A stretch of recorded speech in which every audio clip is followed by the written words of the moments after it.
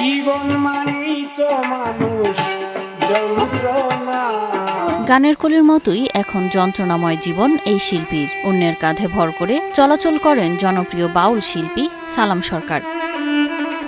একসময় যার গানে মেতে থাকতো ভাটি বাংলার মানুষজন, আজ তিনি অচল। ঢাকাতে গেলাম, গিয়ে অপারেশন করাইলাম। অপারেশন করে বাড়িতে আসলাম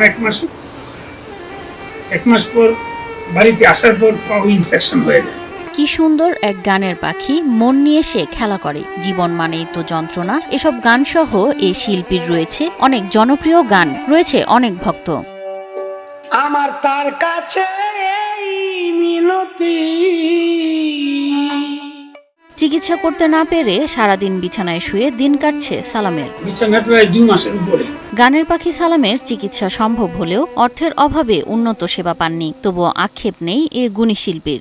এই যে ঠ্যাং ভাঙার পর প্রায় 3-4 লাখ টাকার মতো খরচ হয়ে গেছে। এই চলাটা আমার জন্য একটু কষ্ট করে, এই হোটেল ভাড়া আর এই যে টুকটাক গান করি, এটাতে কোনো রকম আমার সংসার।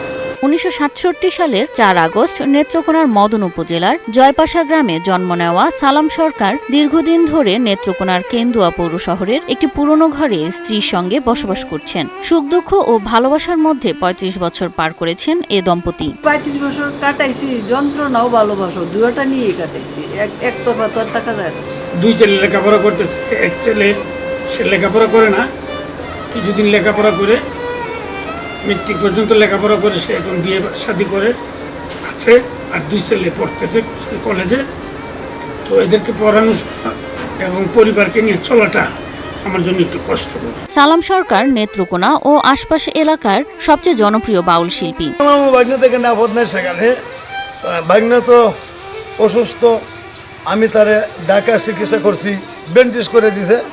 না থাকে বাড়িতে খুলছে, এই যে খুলছে এরপরে মনে হয় টেঙ্গে আবার অসুবিধা হয়েছে। অসংখ্য জনপ্রিয় গান রচনা ও অ্যালবাম প্রকাশিত হয়েছে এ বাউল শিল্পীর। ইউটিউবে তার অনেক গান মিলিয়ন মিলিয়ন ভিউ পেয়েছে। আমি পারি না আর পারি না, আমি কেন মরি না, আজরাইল কি চিনে না আমার রে, আমি পারি না আর না। ইলেকট্রা রেফ্রিজারেটর, খাবার তাজা তো জীবন তাজা। ইলেকট্রা, ফ্রিজের রাজা। কিন্তু সাম্প্রতিক বছরগুলোতে বাউল আসর কমে যাওয়ায় আয়ও কমেছে, ফলে জীবনযাপন নিয়ে বিপাকে রয়েছেন তিনি। কিছুদিন ধরেই বাউল গানের উপরে যে একটা হিরিক, সেই হিরিকটা একটা নাই।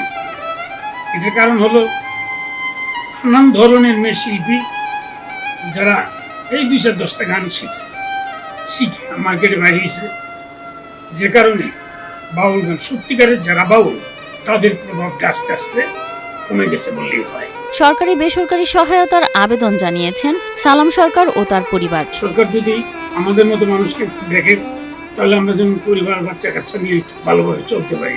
অসুস্থতার খবর শুনে পাশে দাঁড়িয়েছেন জেলা বিএনপির সাধারণ সম্পাদক ডক্টর রফিকুল ইসলাম হিলালি এবং কেন্দুয়া উপজেলা নির্বাহী কর্মকর্তা এমদাদুল হক তালুকদার। আসলে যে গুরুতরভাবে অসুস্থ এটা আমার জিনিসটার নলেজে ছিল না, যেহেতু আপনাদের মাধ্যমে অবগত হয়েছে।